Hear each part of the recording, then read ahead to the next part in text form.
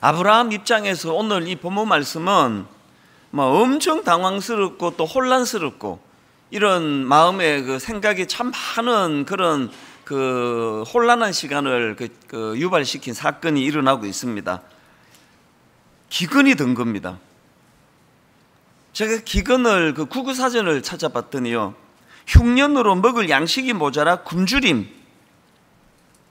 우리가 그 어린 시절부터 가나안 그러면 이제 약속의 땅이라는 이미지가 딱 들어오고, 그 다음에 또 하나가 젖과 꿀이 흐르는 땅. 이 두 이미지가 이 가나안 하면은 새겨져 있는 그런 이미지인데요. 이런 약속의 땅으로 발을 딛기 그 이전에도 경험하지 못했던 기근, 흉년으로 먹을 양식이 모자라 굶주림, 이런 일이 발생을 한 겁니다.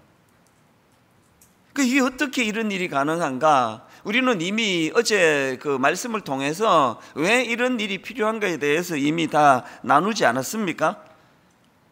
하나님 아브라함 입장에서 이게 매우 당황스러운 일이지만요, 하나님 입장에서는 이건 필수적인 거예요. 왜? 어제 말씀드렸죠? 꿈꾸는 자에게는 그 꿈에 걸맞는 그 사람을 키워주시기 원하시는 분이 하나님이시고요.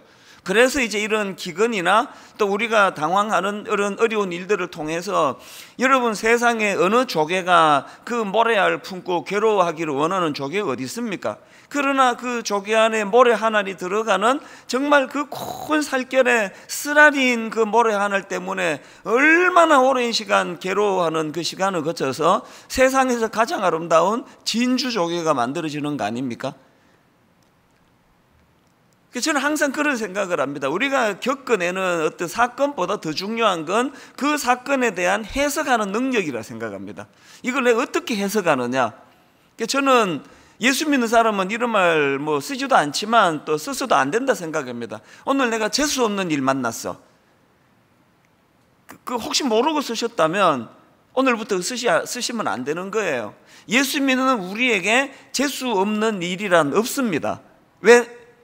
인생을 의미 부여니까요. 내가 겪는 그 조개에게 있어서 일생에 가장 그 재수 없는 사건, 모래 한 알이 들어와 버렸어.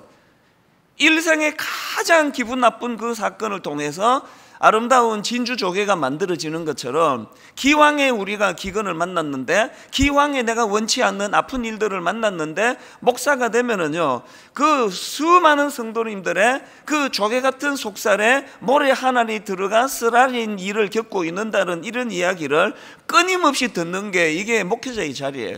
그 모든 사안을 슬픔으로 받았으면은요, 제가 아마 지금 우울증으로 아마 죽었을 거예요. 한편으로는 그런 아픔을 겪는다는 소식을 들으면 너무 마음이 아프고, 얼마나 그 집사님 힘드실까, 얼마나 그 겪어내느라 정말 고통의 시간을 보내실까, 그런 마음이 당연히 드는데요, 그런 마음이 드는 이쪽을 가지고 어떻게 제가 해석하겠습니까? 재수 없는 일 만났네, 그렇게 하고 끝내는 게 아니라 그 기도 제목을 가지고 쓰라린 마음을 가지고 기도하는 거거든요. 하나님, 기왕에 저 집사님 가정이 이런 가슴 아픈 일을 만났는데, 이게 그 가정에서 아무 의미 없는 고통으로 끝나지 않고 이것이 하나님 변장하고 찾아온 축복이 되게 하여 주시기를 원합니다. 이 변장하고 찾아온 축복으로 말미암아 아브라함이 기근을 원하지 않았지만 그 당황스러운 기근을 만나 어떻게 가나안에 이런 일이 일어날 수 있는가, 이렇게 맨날 퀘션 마크만 붙이면서 그렇게 고뇌하지 아니하고 이것을 자기 삶의 축복에 변장하고 찾아온 유익한 축복으로 받을 수 있도록 그렇게 기도하는 게 이 교역자들의 마음이거든요. 야고보서 1장 2절과 3절에 보니까 여러 가지 시험을 만나거든 온전히 기쁘게 여기라. 이는 너희 믿음의 시련이 인내를 만들어내는 줄 너희가 알미라. 야고보서 1장 2절 3절은 딱 한마디로 말하면 변장하고 찾아온 축복이니라, 그 얘기 아닙니까? 여러 가지 시험을 만나거든 온전히 기쁘게 여기라. 그건 변장하고 찾아온 축복이라. 네가 이거를 어떻게 지혜롭게 잘 쓰기 따라서 네 인생에 이것이 젊은 사람들 표현으로 대박 사건이 될 수 있다. 그래서 여기에 이 가정법을 쓰지 않습니까? 여러 가지 시험을 만나거든. 그 박정근 목사님이 쓰신 책에 보니까요, 이 부분을 설명을 하면서 이 여러 가지 시험을 만나거든 이 가정법을 설명하면서 그 헬라어 문법을 이야기하더라고요. 헬라어로 보면은 이 가정법이 세분화되어 있어 가지고요, 제1가정법, 제2가정법, 제3가정법, 제4가정법까지 있대요. 여기 쓰인 거는 제1가정법인데요, 제1가정법은 반드시 일어날 일을 가정할 때 쓰는 게 제1가정법이래. 예를 들어 이런 거죠. 만약에 내일 아침에 해가 뜨거든, 다 아시죠? 내일 아침에 반드시 해 뜹니다. 해가 뭐 떴다 안 떴다 그러지 않습니다. 그런데 만약에 내일 아침에 해가 뜨거든 이렇게 표현한다면 이건 헬라어로 제1가정법이라는 거예요. 이 말씀에서 강조하는 게 뭡니까? 여러 가지 시험을 당하거든 이거는요, 아침에 해가 뜨는 것이 당연한 것처럼 우리들 삶에서 여러 가지 시험을 만나는 것은 너무나 당연한 것이니라, 이걸 강조하는 표현 아니겠습니까? 그래서 여러분, 하나님께서는 그 사람에게 꿈과 비전을 주실 뿐만 아니라 꿈과 비전으로 무장된 그 사람은 그 꿈에 걸맞는 그릇을 키워주시기 위하여 여러 가지 시험을 주시는데 그 시험을 기쁘게 또 당연하게 받으라, 그 얘기 아닙니까? 그래서 여러분, 이 야고보서 1장 2절 여러 가지 시험을 당하거든이라는 제1가정법으로 시작한 이 말씀이 어떻게 끝나는지 아십니까? 이게 어디로 결론이 내려지느냐? 자, 야고보서 1장 2절부터 다시 보십시오. 내 형제들아, 너희가 여러 가지 시험을 당하거든 온전히 기쁘게 여기라. 이는 너희의 믿음의 시련이 인내를 만들어내는 줄 너희가 알미라. 인내를 온전히 이루라. 이는 너희로 온전하고 구비하여 조금도 부족함이 없게 하려 함이라. 그리고 결론 5절, 너희 중에 누구든지 지혜가 부족하거든 모든 사람에게 후히 주시고 꾸짖지 아니하시는, 모든 사람에게 후히 주시고 꾸짖지 아니하시는 하나님께 구하라. 하나님께 구하라. 그리하면 주시리라. 이 결론은 아시겠죠? 제1가정법을 가지고 여러 가지 시험을 만나거든이라는 이 가정법으로 시작된 이 말씀의 결론은요, 하나님께 구하라. 그리하면 주시리라예요. 제가 왜 이 말씀으로 오늘 설교를 시작하는지 아시겠죠? 아브라함이 이걸 실패했다는 거예요. 아브라함이. 불행하게도 아브라함은 하나님께서 자기에게 놀라운 꿈을 주시고 마침내 가나안에 당도하게 하실 뿐만 아니라 가나안에까지 길 안내하고요, 손 털고 내 할 일은 여기까지다 이러시는 하나님 아니세요. 내 할 일은 여기까지다. 이제 꿈은 내가 줬으니까 한번 해봐. 이 아니에요. 하나님은 끝까지 책임지시는 분이세요. 그래서 그 하나님께서 끝까지 책임지시는 가장 첫 번째로 보여주신 사건이 기근입니다. 기근. 이거는요, 받기에 따라서 아브라함 일생의 가장 큰 축복이 될 수 있는 거 아닙니까? 이 사건을 통해 얼마나 그가 영적으로 풍성하게 성장할 수 있는 복된 사건이 될 수 있는 거 아닙니까? 그런데 불행하게도 아브라함은 그 의미를 파악하지를 못한 거 아닙니까? 그래서 그 문제를 가지고 하나님께 의뢰했어야 되는데 자기 생각과 자기 방식으로 그 문제를 풀려고 하는 어리석은 태도를 본문에서 보여주고 있다는 겁니다. 그게 오늘 본문 창세기 12장 10절 말씀입니다. 그 땅에 기근이 들었으므로 아브라함이 애굽에 거류하려고 그리로 내려갔더니, 이 다시 한번 자세히 보세요. 문제 제기가요, 그 땅에 기근이 들었으므로예요. 문제 제기가. 그리고 그 문제 해결 방식이 바로 그 다음 나오는 아브라함이 애굽에 거류하려고 그리로 내려갔으니, 우리가 여기서 뭘 발견할 수 있습니까? 지금 문제 제기와 그 문제를 해결하는 방식 사이에 뭐가 하나 생략이 되어 있네요. 뭐가 생략되어 있습니까? 창세기 12장 4절에 있는 이 정신이 생략되어 있네요. 창세기 12장 4절 기억하시죠? 이에 아브라함이 여호와의 말씀을 따라갔고, 이 생략된 게 느껴지십니까? 문제 제기, 그 땅에 기근이 들었으므로 문제 해결 방식, 적극적으로 아브라함이 애굽에 거류하려고 거리로 내려갔으니 이게 뭐 시간적으로 적극적이라고 생각하지 않습니다. 그러나 지금 이 서술 방식을 보니까 문제 제기와 그 문제를 해결하는 방식에 있어서 생략돼 버렸어요. 그냥 바로 그 다음 나오는 게 내 생각에는 아닙니까? 내 방식에는 아닙니까?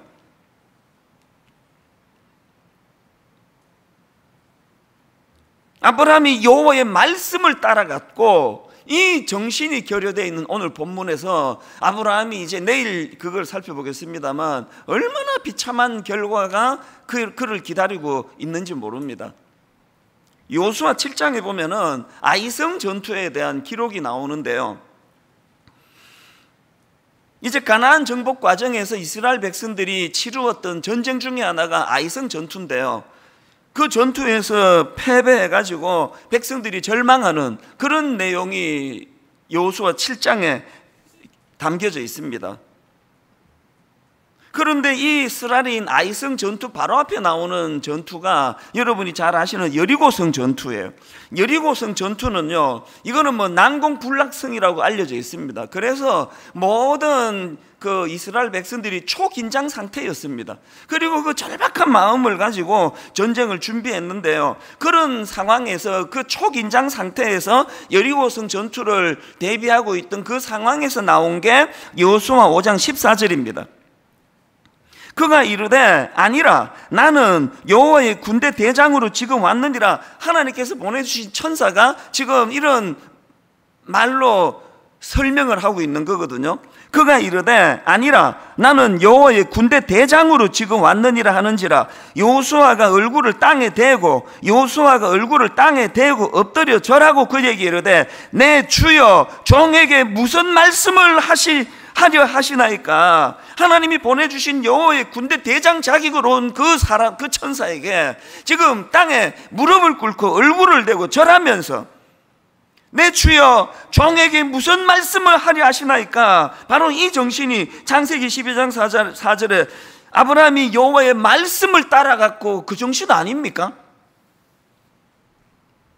도저히 우리 힘으로는 승리할 수 없는 그 전투를 앞두고 두렵고 떨리는 마음으로 여리고성 전투를 놓고 하나님 말씀해 주시기를 원합니다. 그거 아닙니까? 내 주여 종에게 무슨 말씀을 하려 하시나이까. 그렇게 해서 그 난공불락의 여리고성 전투를 승리하는데요, 인간의 한계가 이런 거예요. 고세 그렇게 교만해져 가지고 바로 이제 그 다음 나오는 그들이 비참하게 패배했던 아이성 전투의 태도를 한번 보십시오. 그 아이성 전투는요, 그 여리고 성에 비해서 아이성이 너무 작은 성이기 때문에 뭐 기도 안 해도 된다고 생각한 것 같습니다. 그래서 이제 그 태도를 보세요. 여호수아 7장 3절입니다. 여호수아에게로 돌아와 그에게 이르되 백성을 다 올라가게 하지 말고 2-3천 명만 올라가서 아이를 치게 하소서. 그들은 소수니 모든 백성을 그리로 보내어 수고롭게 하지 마옵소서. 막 교만이 막 뚝뚝뚝 묻어나는 거 아닙니까? 그냥 한 2-3천 명만 보내면 된다. 여기에도 지금 빠져 있는 게요, 자신감이 너무 충만했던 나머지 아브라함이 여호와의 말씀을 따라갔고 이 정신이 지금 빠져버린 거 아닙니까? 하나님 앞에서 우리가요, 참 이런 아이성 전투와 같은 이런 방심하며 살아가다가 쓰라림을 당하는 일들이 얼마나 많은지 모릅니다. 자, 근데 여러분 여기서 한 가지요, 우리가 어제 살펴보지 않았습니까? 아브라함이 그 약속의 땅 가나안에 진입한 이후에 그가 일상생활에서 보여줬던 감동적인 두 가지가 뭐라 그랬습니까? 그는 그 열악한 상황에서 첫째, 하나님께 제단을 쌓았고, 둘째, 하나님의 이름을 불렀다 그랬습니다. 우리로 말하면은요, 참 처음에 분당 우리 교회로 발걸음을 옮기고 나서 이렇게 신실하게 일상생활 속에서 특별한 일이 있을 때가 아니에요. 일상생활 속에서 큐티도 잘하고 참 기도 생활도 잘하고 늘 하나님 이름을 드러내기를 애를 쓰고, 그거 우리 신학교 다닐 때 다 했던 기억이거든요. 그랬는데 불행한 게 뭡니까? 이렇게 평상시에 그렇게 경건 훈련이 잘 된 것과 같은 그런 태도를 보여줬던 아브라함인데요, 결정적으로 기근이 찾아왔을 때 자기가 평소에 쌓았던 그 실력이, 영적인 실력이 하나도 작동이 안 되는 거예요. 평상시에 그렇게 하나님 이름을 부르고 평상시에 그렇게 제단을 쌓으며 예배했던 아브라함인데 그건 평상시 일이고요, 문제 딱 터지니까 바로 적극적으로 옛자 본능대로 지 하고 싶은 대로 하는 거 아닙니까? 제가 오늘 이 아침에요, 우리가 진짜 하나님께 구해야 될 제목이 이거라 생각. 이거 하나 진짜 부러지셔야 돼요. 하나님, 우리가 오래 쌓아왔던 경건 훈련, 큐티하고 말씀 필사하고 말씀 묵상하고 기도 생활에 전념하고 이 모든 우리가 쌓아왔던 이것들이 이게 그냥 추상적인, 요새 그 메타버스 그러잖아요. 그 가상 공간에서만 이것이 작동이 되고 삶으로 와가지고는 이게 하나도 영향을 미치지 않는 이런 공허한 신앙생활이 아니라 하나님, 우리가 오래 쌓아왔던 이 영적인 이 몸부림이 기근을 만난 현실에서 능력으로 나타나게 하여 주시옵소서. 이걸 구해야 되는 겁니다. 왜 이걸 구해야 되는지 아십니까? 이걸 놓쳐버리면요, 잘못된 열매가 찾아와요. 오늘 본문에 보니까 아브라함이 기근을 만나 그 문제를 가지고 하나님께 의뢰하지 않고 하나님께 나아가 말씀을 달라고 부르짖지 않고 적극적으로 문제가 찾아왔습니다. 기근이 찾아오니까 적극적으로 애굽으로 내려가 버리는, 자기가 판단하고 자기가 결정하는 이 구조 속에 너무 가슴 아픈 잘못된 열매 두 가지가 나타나더라는 거예요. 잘못된 열매 두 가지.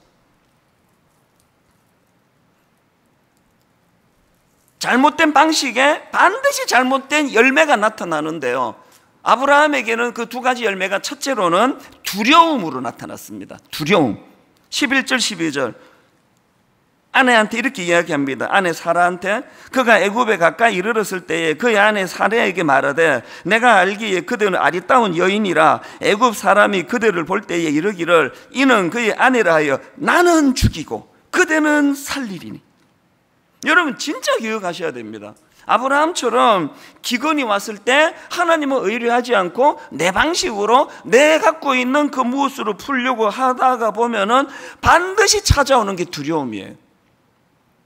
저와 여러분이 되뇌어야 될 말씀이 빌립보 4장 6절 7절이라 생각합니다. 아무것도 염려하지 말고 다만 모든 일에 기도와 간구로 너희 구할 것을 감사함으로 하나님께 아뢰라. 그리하면 모든 지각에 뛰어난 하나님의 평강이 그리스도 예수 안에서 너희의 마음과 생각을 지키시리라. 그리하면 모든 지각에 뛰어난 하나님의 평강이 그리스도 예수 안에서 너희 마음의 마음과 생각을 지키시리라. 여러분 기근이 찾아올 때, 어려운 일이 맞닥뜨려질 때 우리가 하나님께 의뢰해야 되는 것은 그 하나님께 기도하면 그 하나님은 우리의 마음과 생각을 지켜주시는 분인 줄 믿으시기를 바랍니다. 아브라함 입장에서 한번 생각을 해보자고요. 만약에 아브라함이 지금 자기 힘으로 풀 수 없는 그 땅에 기근이 들었으므로 이런 큰 문제를 만났을 때 그걸 자기 생각의 방식, 자기 어떤 계획대로 그 방식으로 풀어나가는 게 아니라 기도와 간구로 하나님께 아뢰는 방식을 취했더라면요, 아브라함에게 절대로 두려움이 엄습할 수 없는 거 아닙니까? 물론 인간이니까요. 그게 우리가 AI 컴퓨터도 아니고 아무리 기도를 많이 해도 마음의 순간순간 불안이 옵니다. 두려움이 찾아옵니다. 그러나 적어도 그 두려움의 지배는 당하지 않는다는 그 이야기예요. 여러분 만약에 아브라함이 그 빌립보서 말씀에 있는 그 내용대로 그 지각에 뛰어나신 그 하나님께 부르짖었더라면 그의 시선이 어떻게 됐냐고요. 자기에게 두려움을 제공했던 바로의 칼이 아니라 여호와 하나님의 약속의 말씀으로 그 생각이 머물게 된다면 어떻게 두려움이 있겠냐고 생각을 해보세요. 바로 지금 오늘 본문 직전인 6절에서 또 7절에서 재차 주신 이 약속의 말씀, 여러분 7절 다시 보십시오. 본문 7절, 여호와께서 아브라함에게 나타나 이르시되 내가 이 땅을 너의 자손에게 주리라 하신지라. 그래서 그 감격을 가지고 자기가 그 자기에게 나타나신 여호와께 그가 그곳에서 제단을 쌓았던 게 이게 바로 몇 장 앞의 이야기 아닙니까? 바로 몇 장 앞에서 지금 애도 없는 자기한테 내가 이 땅을 네 자손에게 주리라 그랬을 때 그게 동의가 됐으니까 거기에 제단을 쌓고 하나님을 찬양했는 거 아니냐고요. 믿음이 있었단 말입니다. 하나님이 그런 얘기할 때 그 애도 없는데 쓸데없는 소리 하지 말라고 그랬더라면 제단을 쌓을 수 있겠냐고요. 여호와의 이름을 외칠 수 있겠냐고요. 분명히 아브라함에게는 믿음이 있었단 말이에요. 그런데 그 방식이, 풀어가는 방식이 하나님께 기도라는 방식으로 의뢰하지 않을 때는 경직이 되면 다 까먹어요. 제가 그거 막 너무너무 많이 경험을 합니다. 경직을 푸셔야 돼요. 왜 경직이 풀리지 않습니까? 두려워서 그래요. 왜 두렵습니까? 빌립보서에 나와 있는 이 말씀, 아무것도 염려하지 말고 다만 모든 일에 기도와 간구로 너희 구할 것을 어떻게 구하라고 합니까? 감사함으로 하래라. 그리하면 모든 지각에 뛰어난 하나님의 평강이 그리스도 예수 안에서 너희 마음과 생각을 지키시리라. 오늘 새벽에 이 말씀이 여러분 삶 속에서 경험되어지는 새벽이 되기를 바랍니다. 여러분의 애들한테 잔소리 좀 줄이고, 저는 우리 부교육자들한테 잔소리 좀 줄이고, 그 대신에 그 잔소리하는 시간에 하나님께 기도로 아뢰는 이런 결단이 저와 여러분 모두에게 일어나게 되기를 바랍니다. 그런가 하면 두 번째로, 아브라함이 하나님께 아뢰지 않고 자기 생각과 자기 방식으로 문제 풀려다가 생겨난 잘못된 열매가 하나 더 있습니다. 거짓이에요. 거짓. 13절 자기 아내한테 이렇게 이야기합니다. 원하건대 그대는 나의 누이라 하라. 원하건대 그대는 나의 누이라 하라. 그러면 내가 그대로 말미암아 안전하고 내 목숨이 그대로 말미암아 보존되리라 하니라. 아브라함이 애굽으로 내려가서 보니까 들리는 소문이 이 애굽 사람들은 아름다운 여인을 발견하면은 그 남편을 죽이고 데려다가 자기 아내로 삼는 데더라. 바로와 고관들에게 바치는 일이 막 그런 일이 일어난대더라. 뭐 그런 소문을 들었겠죠. 그러니까 이런 반응을 했을 거 아니냐고요. 여러분, 그 하나님께 의뢰하지 않고 그렇게 애굽으로 내려간 것도 잘못됐지만 막상 준비도 안 된 상태로 가보니까 그 문화나 시대가 너무 악해. 이런 일이 일어난다면 어떻게 해야 됩니까? 여러분이 어디로 지금 뭐 이민을 갔는데 막 거기에 막 그냥 막 애들이 인신매매도 많이 하고 막 그냥 밤 되면은 밖으로 나갈 수 없고 뭐 어떻게 해야 되는 겁니까? 내가 기도 안 하고 결정했네. 전혀 지금 그런 하나님의 영역 아래 있어 보이지가 않는 태도를 취하는 거 아닙니까? 제가 왜 감히 오늘 본문 순간만큼은 아브라함이 하나님의 영향력을 별로 못 받았다고 말할 수 있느냐? 그 왜 그런지 아십니까? 사단은 거짓의 압이기 때문에 그래요. 그래서 이번 특세 때 우리가 진짜 구해야 되는 것, 다른 모든 것 다 내려놓고 뭐 해야 될 일 너무너무 많은 이 상황이지만요, 잠언 30장 7절 8절을 꼭 구해야 됩니다. 이 정신 한번 다시 보십시오. 잠언 30장 7절 8절 여러 번 제가 즐겨 사용하는 말씀입니다. 내가 두 가지 일을 주께 구하였사오니 내가 죽기 전에 내게 거절하지 마시옵소서. 곧 헛된 것과 거짓말을 내게서 멀리하옵시며 곧 헛된 것과 거짓말을 내게서 멀리하옵시며 나를 가난하게도 마옵시고 부하게도 마옵시고, 그 다음 보세요. 오직 필요한 양식으로 나를 먹이시옵소서. 목사인 저에게 이거를 적용해서 이거를 설명하자면, 하나님 교회를 부흥시켜 주시옵소서, 하나님 목회가 순탄하게 하여 주시옵소서라는 기도보다 정직한 목사 되게 해달라는 기도를 먼저 하라는 그 얘기예요.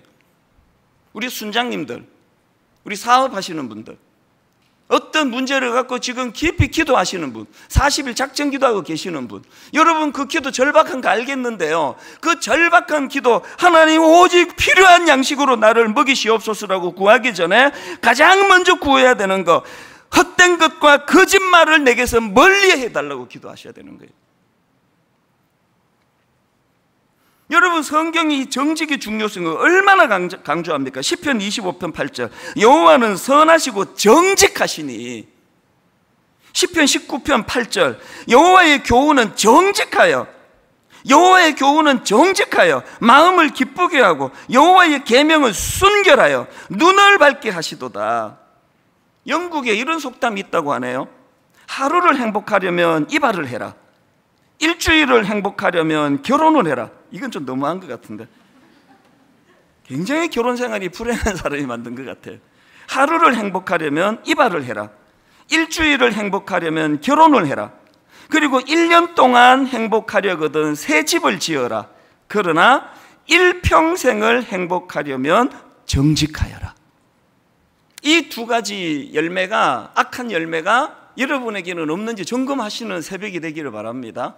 두려움이 엄습하는 인생, 그저 그때그때 위기를 모면하느라고 즉석에서 거짓말로 그렇게 둘러대기가 너무나 몸에 배어있는 인생, 오늘 그 두 가지를 하나님 앞에 제거해달라고 기도해야 되고, 이 두 가지 악한 열매를 제거하려면 근원적으로 내 멋대로 결정하고 내 멋대로 판단하는 이 태도를 없애는 것에서부터 이 두 가지 악한 열매를 물리치는 비결이 될 줄 믿습니다. 자, 이제 마지막으로요, 우리가 이제 이런 두 가지 열매를 우리가 살펴봤는데요. 그래서 이제 마지막으로 우리가 하나님 앞에 정말로 이 대안을 마련해야 되는데, 그 대안을 잠깐 나누어 보고 이제 말씀을 정리하겠습니다. 우리가 하나님 이 아브라함에게서 볼 수 있는 잘못된 방식에서 나타나는 그 나쁜 열매 두 가지, 두려움과 거짓, 이것이 내 자리에 빌부터 살지 못하도록 저는 시편 34편 4절에서 그 대안을 찾습니다. 시편 34편 4절 내가 여호와께 간구하매 내게 응답하시고 내 모든 두려움에서 나를 건지셨도다. 내가 여호와께 간구하매 내게 응답하시고 내 모든 두려움에서 나를 건지셨도다. 지금 두려움에 쌓여 계시는 분 계세요? 아까도 말했지만 뭐 그냥 일상의 희로애락의 감정을 가졌기 때문에 순간순간 불안하고 순간순간 두려운 걸 얘기하는 게 아니에요. 그 두려움에 장악되신 분, 두려움에 임박혀 계시는 분, 큰 소리로 저를 따라 마음으로 새기면서 선포해 주시기를 바랍니다. 따라해 주세요. 내가 여호와께 간구하매 내게 응답하시고 내 모든 두려움에서 나를 건지셨도다. 여러분이 선포한 이 말씀 그대로 되기를 주님 이름으로 축복합니다.